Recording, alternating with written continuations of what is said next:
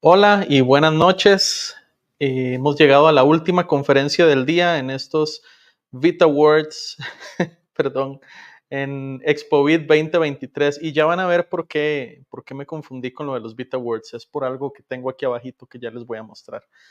Estamos en la última conferencia del día de ExpoVid 2023. Creo que ha sido un día súper enriquecedor. Les agradecemos por la buena asistencia que hemos tenido en estas transmisiones en vivo. Durante todo el día, desde las 8 de la mañana, estamos con conferencias y no ha aflojado. Ustedes han estado ahí y esperamos que haya sido súper enriquecedor para ustedes. Agradecerle, por supuesto, a nuestro patrocinador, la Universidad Creativa, por hacer esto posible. Y agradecemos también a nuestro media partner, Pinto con Videojuegos, por siempre acompañarnos en estas iniciativas. Recuerden compartir esta y todas las demás conferencias en sus redes sociales. Taguéennos utilizando los hashtags ExpoVid, VitaWords, ExpoVid 23 o ExpoVid 2023 para llegar así a más personas que tal vez sueñan con hacer videojuegos. Un granito de arena, un share, un compartir es un granito de arena que ustedes aportan a esta industria para seguirla haciendo crecer. Nuestras redes sociales las encuentran aquí abajito, sale la información en Facebook @expovid, en X o Twitter sale como expovidcr. Y recuerden que también ahí en nuestras redes sociales está el enlace para que se puedan sumar a nuestra comunidad de Discord por si quieren llevar la conversación hacia adelante. Antes de darle paso a nuestro conferencista del día de hoy, le voy a pedir aquí a Michael en estudio que si podemos compartir el pequeño spot publicitario de nuestro patrocinador, la Universidad Creativa. Y recuerden, la Universidad Creativa tiene carreras en desarrollo, en diseño de videojuegos y en animación digital, además de otras muchas carreras, y están ahí para servirles a ustedes, los asesores, que en cualquier momento ustedes pueden llamar a la universidad. Entonces, les dejamos el spot.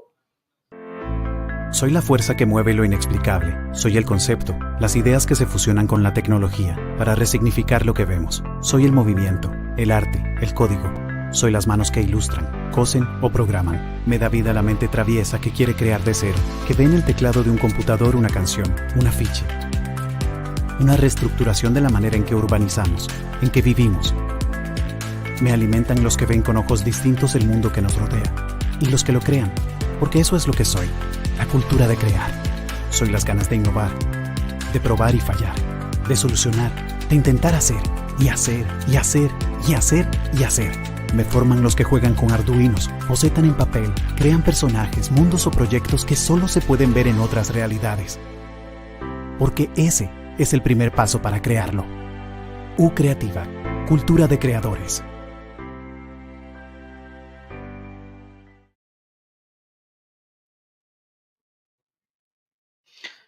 Nuevamente, muchísimas gracias a la Universidad Creativa por hacer este evento posible y por siempre estar a la vanguardia en el impulso a la industria de desarrollo de videojuegos del país.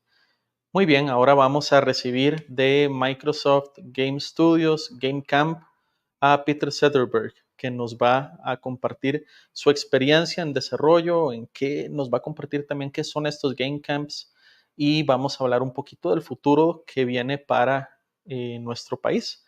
Así que sin más, Peter, bienvenido. Recuerden, esta conferencia va a ser en inglés. Peter, hello, how are you? I'm very good, thank you, and thank you for having me today. Thank you for joining ExpoVid 2023, and we're really thrilled to have you here with us and to share your experience as a developer and your path towards the creation of the game camps. And I'm sure that we'll talk about that in just a little bit, right? Yep, absolutely, we will. Awesome. That's great. Very well. Then the stage is all yours. And once again, for everyone that has joined and that will be joining on the different platforms in which we're streaming this, remember if you want to leave your questions on the chat boxes, we'll answer them at the end of the stream. Great. So thank you, and thank you everyone for joining. It's a pleasure to be here. I have, as any good Microsoft employee, I have a PowerPoint presentation I want to share, and what to expect. Well, I got into gaming many years ago, and I thought it could be interesting maybe to hear that story, and maybe it resonates with some of you who are in the industry or who are aspiring to get into the gaming industry. Many times the gaming industry, similar to movies, can feel a bit like this massive wall of how do I get in? And I hope I can help demystify some of that today.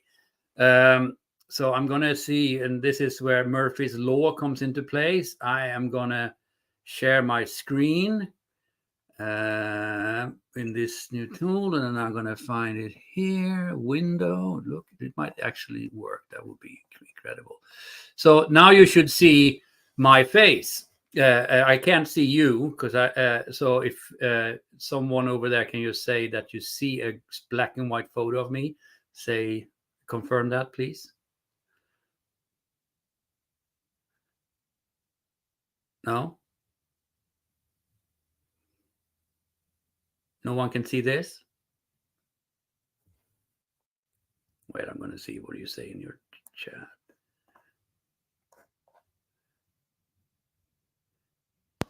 Can anyone see what I'm sharing? Hello. Okay. Everyone, we all can see it. I just only saw my own presentation, so I want to make sure I'm talking. No worries. To things everything's running smoothly. Oh, okay. Perfect. Thank you. You have good software. So hello, you say hello in Swedish. You say hey, and I say hola to you, and hello in English. My name is Peter Zetterberg, and I founded Xbox Game Studios Game Camp about 4 years ago. So I'm going to walk through my little bit of my journey, and I try to put like headliners on the top of my presentation as a kind of how I have experienced it, and what my kind of the little wisdom I have that I want to share with you. First off, the path to self-realization, and I think I'm achieving that because I get to work in games, something that I've been wanting to do my entire life. And here I am getting to talk about my career. What I learned is it's never a straight line. It will always be curves, both in all directions and altitudes, before you kind of get to a place where you can say, I made it, I'm here. So I was born in 1970. I was 6 weeks early, according to my mother. So I was very eager to start life. Apparently, it was the worst winter storm in Swedish history, since they started to measure it in the 18th century. So I don't know if that tells you about my mother or what it tells about me, but I can identify with, and sometimes my colleagues remind me that I am a little bit of a storm when it comes to drive ideas and so on. In the 70s, as a kid, before home computers existed, I was super creative. I always had this need, or maybe not good, but I was creative. I always wanted to do. I wrote my own comics books, and my mother had to fill it out the talking bubbles in my comic books because I couldn't read or write. I made movies with my dad's Super 8 camera that you had to wind up and then take the video. There was no sound, and then you had to wait 2 weeks to see how the movie was. I made Star Wars movies and so on. The picture below here might be hard to see, but it's I took buckets of sand and I covered our basement floor in sand to make like some sort of Tatooine planet after having watched Star Wars. So the basement became a mess, but I made my Star Wars movie on the sand planet. Yes, I did glue Lego pieces together. I did that when they wouldn't fit the way I wanted them to, or they couldn't kind of become what I want them to be. I used glue to fix the problem. It might not be a kind of a good thing, but at least I built what I needed. So I grew up obviously in Sweden and had many opportunities to express my creativity. But it was really in the 80s. When I got my first computer, I worked at my father's store. And yes, I started a band. And yes, that's me in the sunglasses. We had like a synth music band when we were teenagers. But I started with computers in about 83, 84. And while I played on them, for me, the home computer became this amazing kind of centralized stop where I could do music or somewhat of music, blip blop music. I could do visuals with moving things. I could write stories by doing text adventures. It had a kind of an exciting kind of programming thing aspect to it, which I found very creative. So games for me and making games started really early, and it was a continuation of, I think, my kind of creative mind from a younger age. In 1989, I skipped college, and don't tell anyone, but I don't have a kind of a higher education. I've been working with my hands most of my life. I had 15 months in the Air Force, which was kind of my school. First day, I remember they told us how to make our beds. I already knew that, so I was pretty good at it. But I really enjoyed my 15 months in the Air Force. I got to work up in the air traffic control tower and support the flight leaders with the Swedish Air Force. And the best thing of all was that the chief of the air traffic control tower, he let me sit and work there after hours on my computer. So I sat with this incredible view of the airfield and a big lake next to it and programmed my first game that I released, that I will show you shortly. Then when I came out of the military, I worked at Whirlpool, which is an American white goods company. I was working on a line, 7 people. I was on the 7th position. I put the hatch and the panel on 289 microwave ovens a day. And we were so good at it at the end that we were done so early in the day that I actually sat down on my line and read about programming and gaming magazines, kind of to dream my way from the factory to what I really wanted to do. I also worked as an assistant nurse for several summers, and that was incredibly valuable. Maybe I didn't think it then when I cleaned up mess and so on, but looking back, it has, I think, helped me to be humble and respectful to people and be helpful when I can. So then a big thing happened in 92, and that's when I founded a game studio called UDS. By then it was just DICE, who is part of EA, and I'm sure you know about them, and UDS. And we were a team of, they were 10 guys in a small town. We were 10 guys in another small town, and we always kept on crashing each other's parties. We supported each other and built a really strong community between our two companies.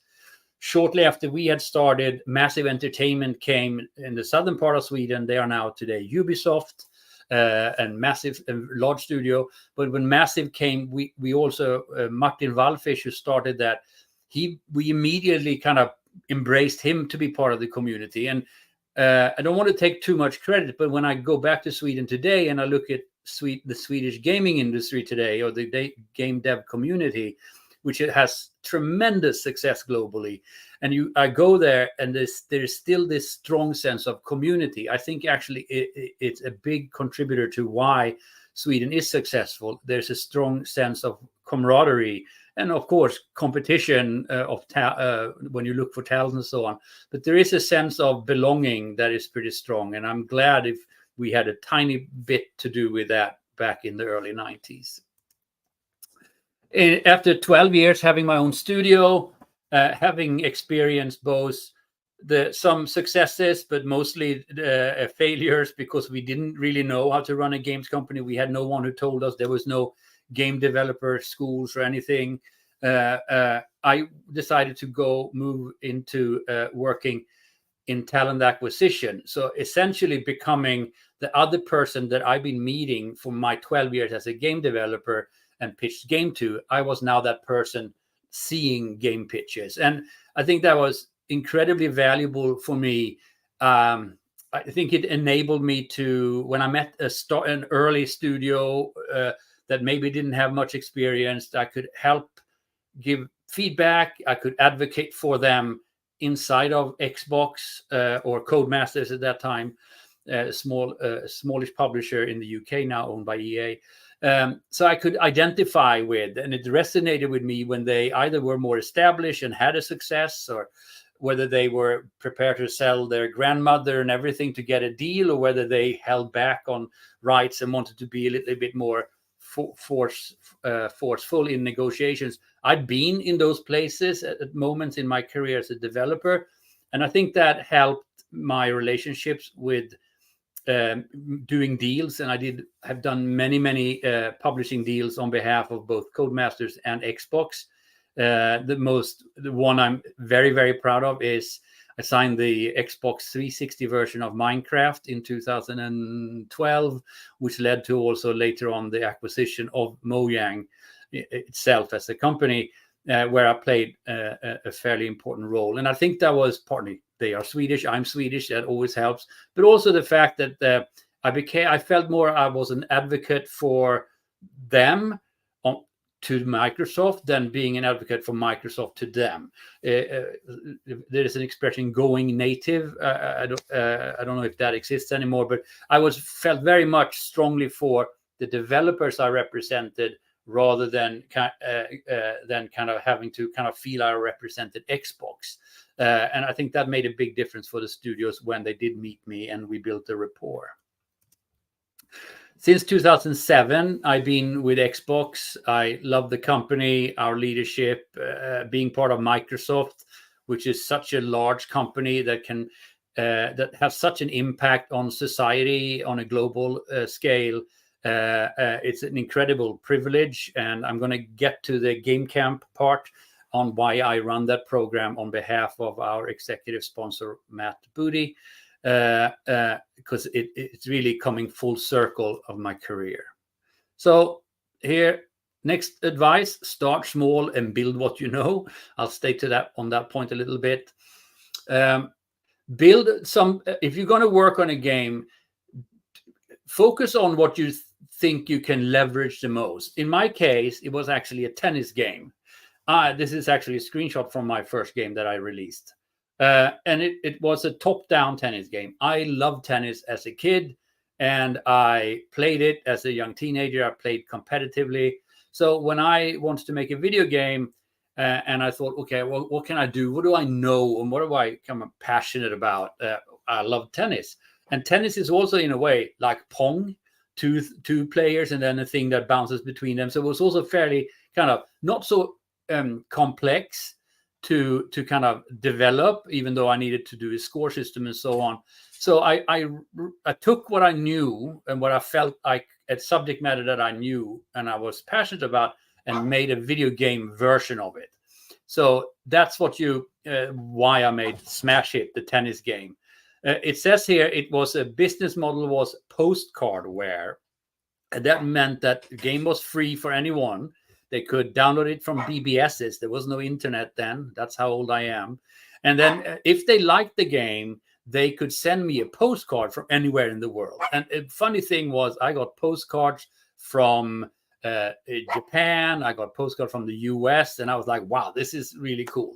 But then a long time went on, and the game had come out. I was working on my second game called Laser Chase 2000. You don't want to see that one. And kind of nothing happened. But then 6 months later, after I released it, I went to buy my usual magazine, Atari ST Action, it was called. And on the front page, I read this text, expecting nothing. It said, if you can't wait for Wimbledon this summer, here's a tennis game from Sweden. And I remember it so clearly. I stood in this mall at this kind of tobacco store where they sold those awkward magazines about video games. And I saw the diskette being kind of in a plastic little folder with my screenshot, that screenshot you see. And then I flipped the pages, and then I had a full page with a photo of Boris Becker, who was a tennis player from Germany, and then the screenshot, and then instructions on how to play it. And for me, that was a complete defining moment. I was like, there is no way I'm going back to work in the factory or work in the elderly home. This is the calling. I have arrived, I thought somewhat arrogantly. it was then I decided I need to do this for a living. So here we are, kind of coming full circle. I started in 84 or 82, a grumpy teenager on that photo. My dad wanted to take a photo of me, and I didn't agree, like teenagers do today. I have a 13-year-old who looks the same every time I bring up my phone camera. And then I look at today, and what I think has made me kept going is to always be willing to learn. They don't ever think that you know everything. The more you know, the more you understand that there is more to learn, and always stay curious. I can't think of a moment when I had this kind of some sort of cynical moment of thinking, or kind of thinking about video games in a way where I was jaded. I'm always curious to play games, and I always playing games on all my devices. So be willing to learn. Don't think you have everything figured out, and make sure you stay curious. I want to show you the next slide is a trailer, or it's part of an intro video for the first commercial real game that my studio made. It was called Ignition. It came out in 1996, I think. And I cut together a little bit of gameplay to look. Don't be shocked if you haven't seen old games. This is what they looked like back then.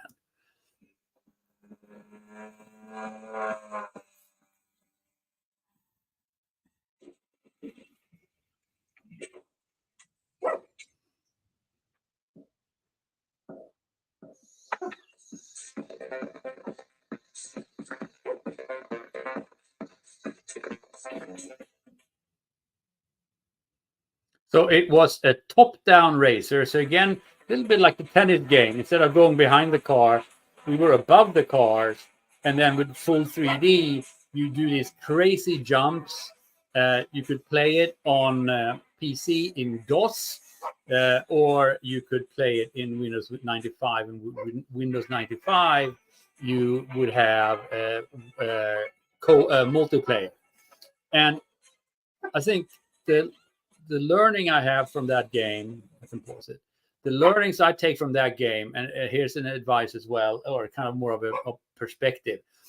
If you work hard on a game day and night, as you do, your conviction is driving you, you believe in what you're doing. And then when you break to eat or take lunch or something, and you play the game you're working on, that's when you have something very special. I think when you've been working day and night, you are exhausted from all the work on the game, and then you say, let's take a break, let's play. That's a really good sanity check for me in my career, that when I made games, that if I could play them at break, when I kind of should have hate them because I just want to be done with them, that's really a good sign. It happened twice in my career, so maybe it happens for others more often, but it's fantastic. I copy pasted in here. The game is actually, I'm not trying to sell you a copy of the game because I wouldn't get any royalty anyway, but it's funny to see that the game here says January 1997 it came out. The review scores are still very positive, which is crazy. I mean, the game is 26 years old or something. So, and that makes me very proud. And that's why also I believe in when I say, if you like to play your own game when you're working on it, that's a good sign.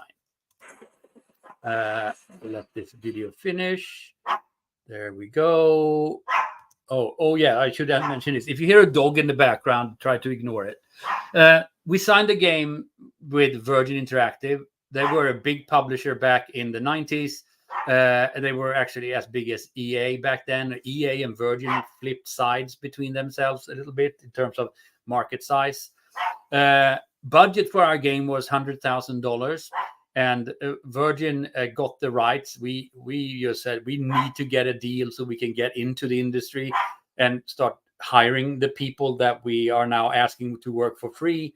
So we are going to just give them what they need. If they want the IP, give them the IP. Maybe big mistake because we were limited by a lot of non-competes and stuff, so we couldn't do 4-wheel based games for a long time.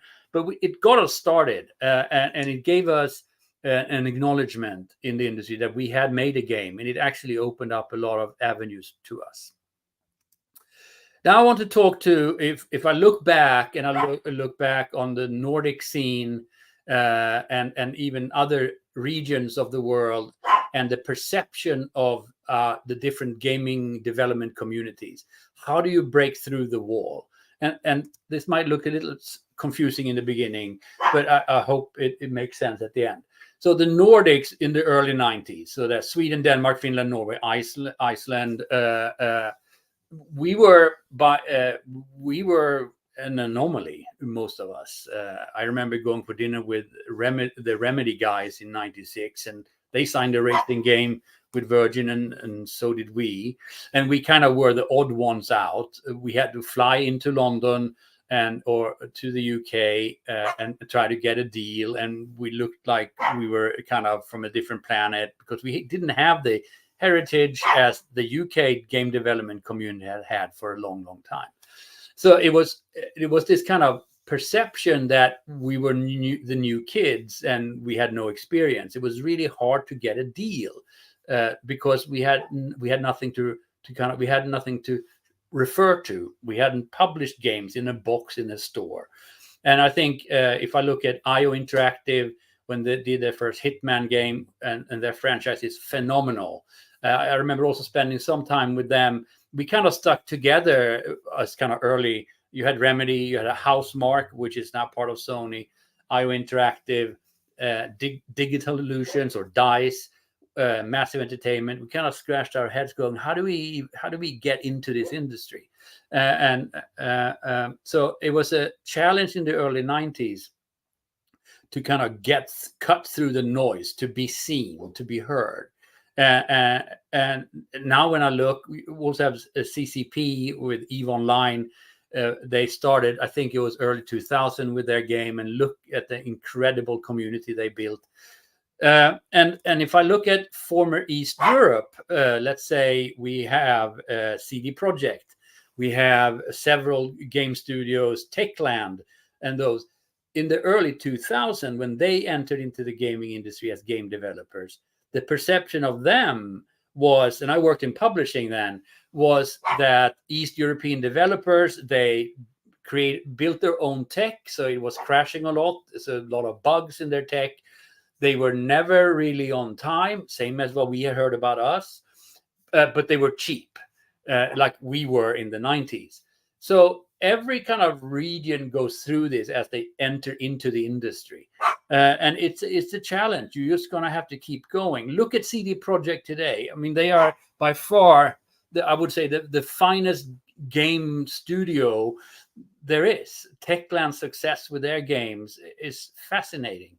Mojang with Minecraft. You have to kind of have this kind of early days when you try to cut through the noise is painful, but if you keep going, you build a reputation. And those old perceptions, like for former East European developers that were very strong, especially in the UK publishing business, that you send over your porting job over to East Europe. You set a low budget, but you didn't set a release date because you couldn't rely on East European developers. That, I mean, doesn't exist today. So if we think about the industry back in the 90s and early 2000s, the plus for us was that we had an identifiable audience, because gaming was like a subculture that was primarily men or boys playing video games. Unfortunately, it was marketed as a thing for boys, not for girls. It has awful impact long-term on the industry. But there was an audience there that you could say, we make a game for this audience and they will buy it.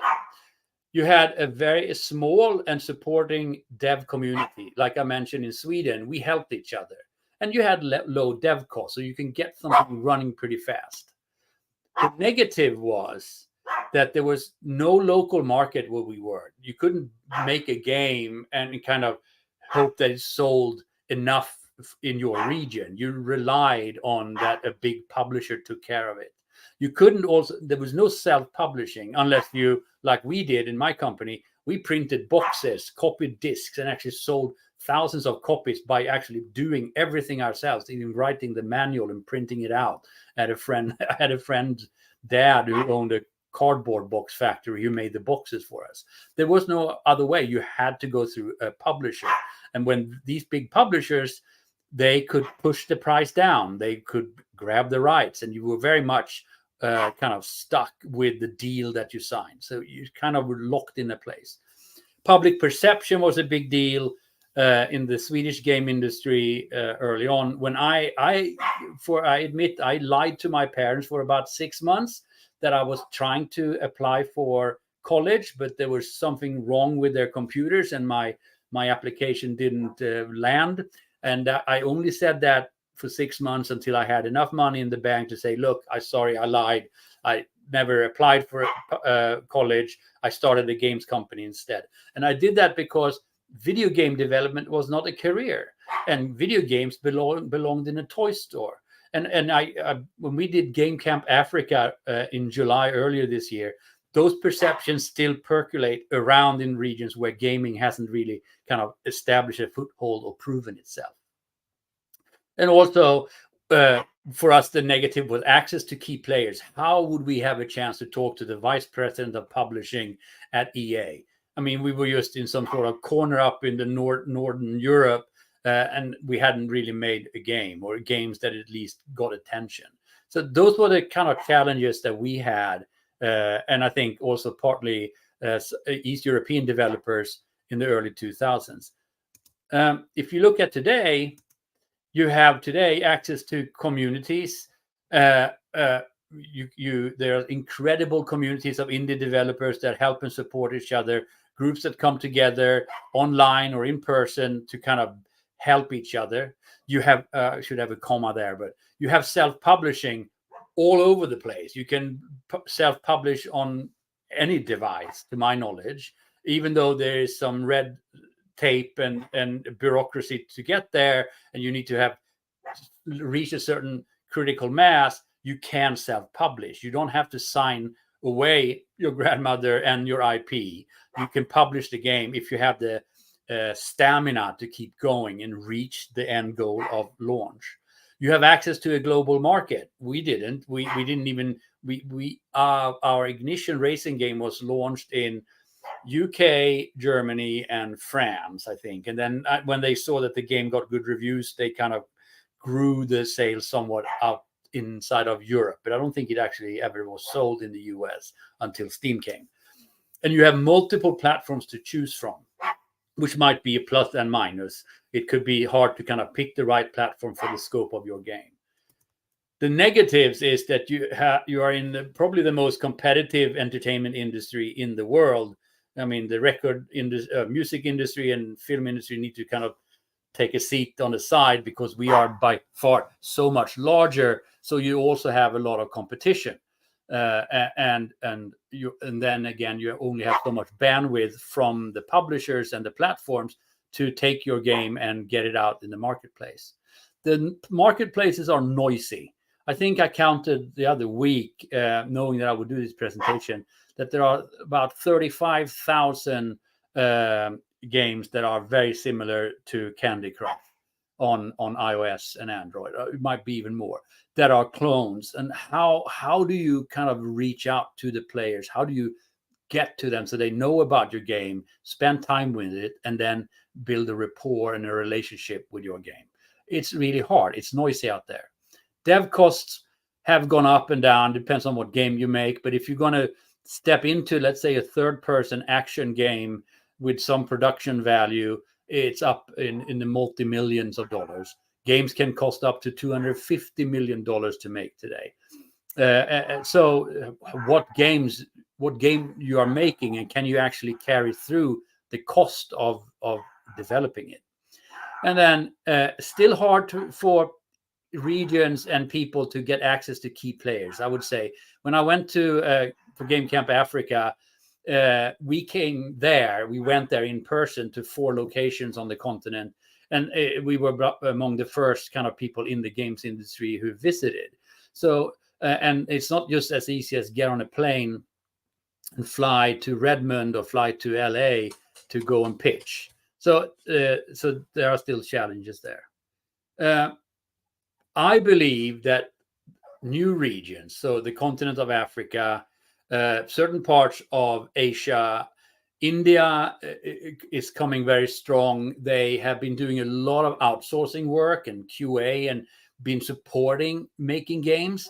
And I think their time is now to actually really come with all that experience they've learned from that to actually become a nation of game developers with original IP. When I say leapfrog here, I think it's true for Africa for sure. They can kind of accelerate past a lot of the dumb stuff that we've done as a mature industry. I'm talking about even such things as gender representation that we started so wrong in our industry in the Western Hemisphere, of the computer being positioned as a pure boys room thing. They can leapfrog past that. And I know that International Women in Games are very active on the African continent. And I think that would help to create a much more healthier culture among game developers. They also have access to mobile phones, which is the primary kind of device for gaming on the continent. And they therefore, by automation, nearly can set the scope of their games accordingly and not over kind of promise and under deliver. So I think regions that are rather new can skip past a lot of the things that let's say Europe and US, maybe to some extent Japan, have had to go through to mature as gaming nations. This is kind of nearly my last slide. I just pulled together a bunch of things that you should think about and remember, and I think that is applicable to both life and work. You do business with people, not companies. I learned that and the hard way. So as a developer, when I met someone working at a publisher or someone that I could influence to kind of get a deal or get closer to making a deal, I should not think about that person as the company. It's the person I want to get to know and show trust with, because people move around in the industry. So next time you meet this person, they work at another company and you might need their help and support, they will remember you, and hopefully they will remember you fondly. So remember you, and even without that as an argument, always treat people with respect and think of them as people and individuals, not as corporate representatives. Then the list here, and I'd be happy to share the deck afterwards, but it's just a couple of things I've been kind of pondering and learned over the years. Don't overpromise. I did that. Oh, we can do this game in 10 months with no budget. And then halfway through, it was painful and we had to ask for more money.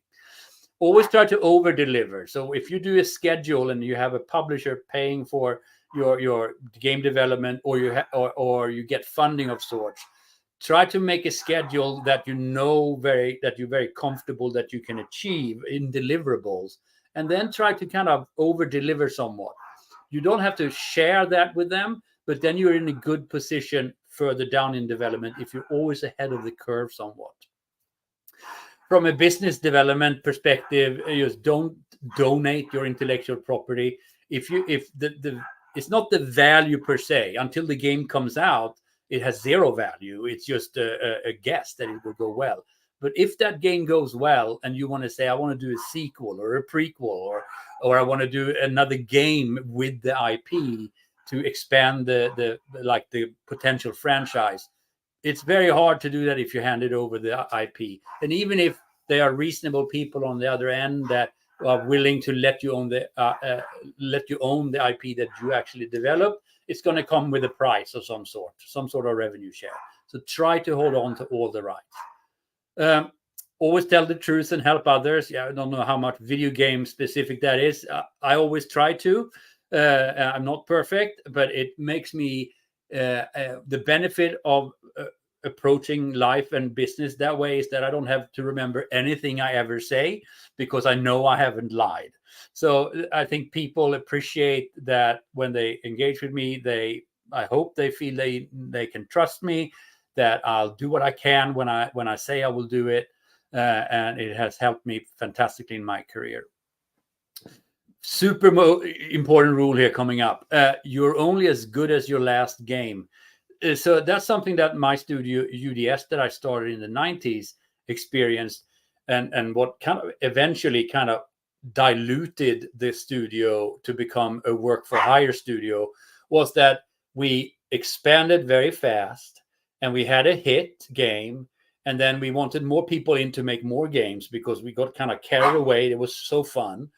And then we took on any sort of, we signed any deal to just make sure we could pay salary to the people we just hired. And those games had to be delivered on a certain time. And when we kind of lost that momentum, people who were part of the early days of the studio, they felt, well, this is not what I joined the company for. It feels like we're signing anything that comes through the door, which we did.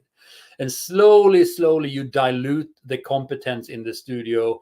You lose focus on why you started your studio in the first place, to make great games. For us, it was making a fun racing game.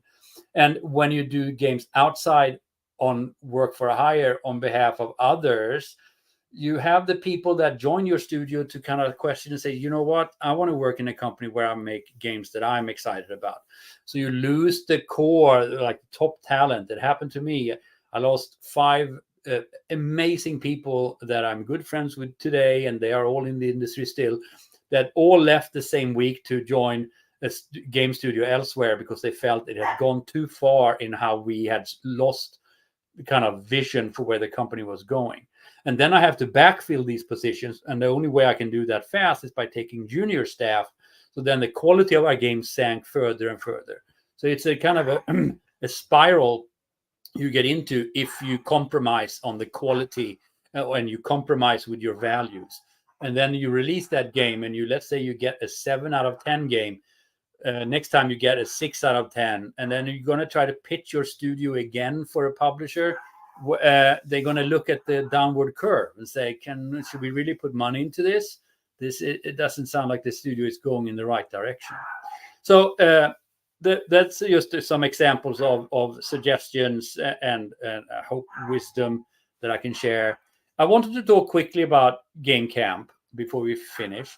And I do apologize if you've been hearing dog barking all the time in the background. But Game Camp, Xbox Game Studios Game Camp is a program that I started in 2020. And it kind of transpired out of just sheer anxiety of the state of the country. I live in the US at that time. COVID was happening.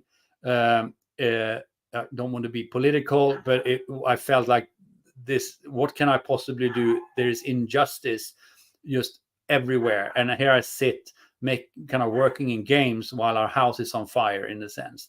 So I went to our leader, Matt Booty, and presented this idea of let's leverage all these thousands of years probably of collective knowledge we have about game development inside of Xbox Game Studios and now also ZeniMax and Bethesda, and ask people if they want to be mentors for early in career or aspiring game developers in regions where there is no established industry. So we did this. We ran a game camp in New Orleans in 2020 and in Georgia, Atlanta in Georgia, state in the US in 21. And then we expanded out. We did 2 camps in Korea. And then we continued to Africa. We done one in Sweden, my home country. And we've seen tremendous success. Over 1,250 people have gone through Game Camp. 10 startups have popped up and they have launched games across all the platforms over time. And we and many other game companies have hired people that didn't have a job, or they were students, or they had a daytime job. We had bankers. We had a wine taster guy once who became employed in the gaming industry, but his daytime job was being a wine taster. Can you imagine? So that's the program. Game Camp is all about empowering people in the more unestablished regions of the world to get a foot in the door and learn the art of making video games. I want to finish off by just showing a video from Game Camp Sweden. I hope you can hear the sound. If not, it's subtitled. But if you don't hear a sound, it's very peppy Swedish house mafia music playing in the background. And then I am done, and we are 46 minutes in. Okay, here we go. I probably have to do this. Good evening, everyone. Welcome to Game Camp. The goal of the program is to enable people from non-traditional backgrounds to realize their potential in the gaming industry.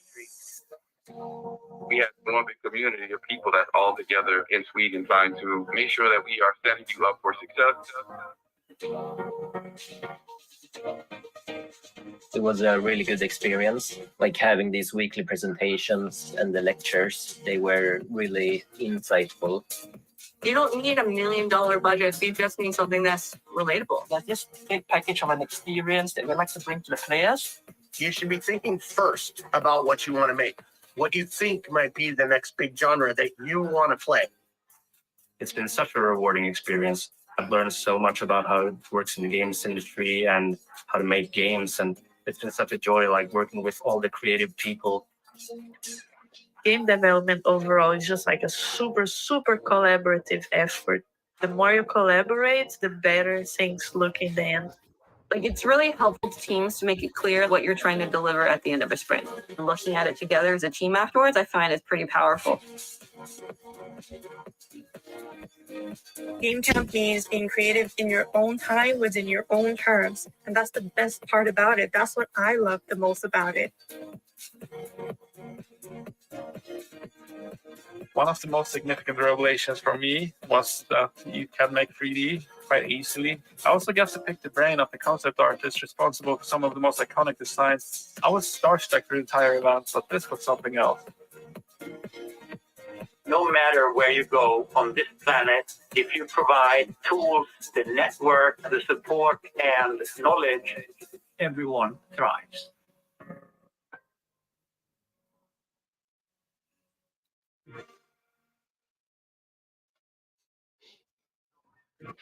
I think that was it. Thank you very much, Peter, for sharing all of this with us. And we have a couple of questions on the social network chats. Yeah. So I'm going to request Michael to pop them up on the screen as I read them. So first, let's go and highlight Laura Esquades comment here. It says, can game designers still learn and prototype from the physical world? Do you find campers building things like models to explain their concepts? Yes, for sure. I think that's a really good idea. Just so you know that you can prototype anything using any sort of tools and techniques. A lot of people, and hopefully this is the kind of the answers the question. Metal Gear Solid 3 that came out on PlayStation 1, and they just had a re-release of it. They used Lego. They didn't glue it, but they used Lego to build the levels, to just understand the physicality of the world that they're going to build digitally. People make board games out of game flow, so you can kind of have turn-based kind of gameplay rules, and then test if the idea works before they build anything in the game. So you can absolutely, you should probably test those ideas that you have, trying to find a way to turn it into a physical exercise, because that will immediately help you to find bugs in the logic, so to speak. So it's a really good idea. Did that answer the question? Mm-hmm. Awesome. Thank you, Peter. Now, Equinox writes us here, would you encourage us to build very simple games? Sometimes it feels like trying to innovate on small ideas transforms them into a complex project. Yes, really good point. I've done a lot of prototyping in my past, and I actually have a side business that I started in 2012, which was based on voice and audio to play games instead of controller and visuals. And I think what I noticed then was the idea in itself that I had was really good and it worked really well.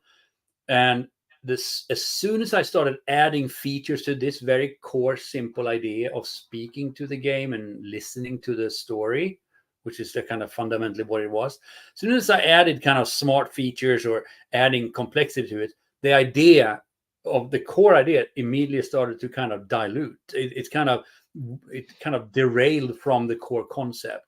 If you have a mechanic, and I'm not a game designer, but if you have a mechanic that is that really works, that fits if in the narrative, or a gameplay mechanic in a puzzle game, don't try to add features to it until you really feel like we nail this.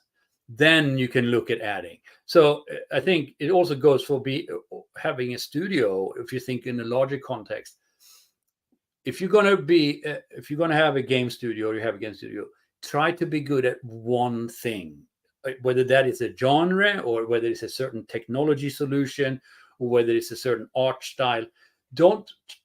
My recommendation is leverage your superpowers. Don't try to kind of do everything. In my case, we went from making racing games to making flying games. While they are closely kind of, both are about transportation, you can say they are massively different in terms of how you solve for physics and gameplay. And a wise choice would have been stick with racing games, four-wheel racing games for us for a long time. And I think we would have excelled and become a really important player in that genre. So keep it simple. Yes. Equinox also asks, how do you find build ideas in physical form? I found that I can also focus more on core ideas when I try and build things using pieces of board games, Legos, Yeah, etc. it's great. And continuing on to that earlier point, it's for me, and maybe it's also partly generational. If I work on let's say a storyline, I want to print it out. I want to have the physicality of holding on to it, make notes with a pen. So for me, it works really well that ideation and testing ideas, game designs, I'll do that in the physical world, and then I kind of translate them into the digital format using Unity or Unreal.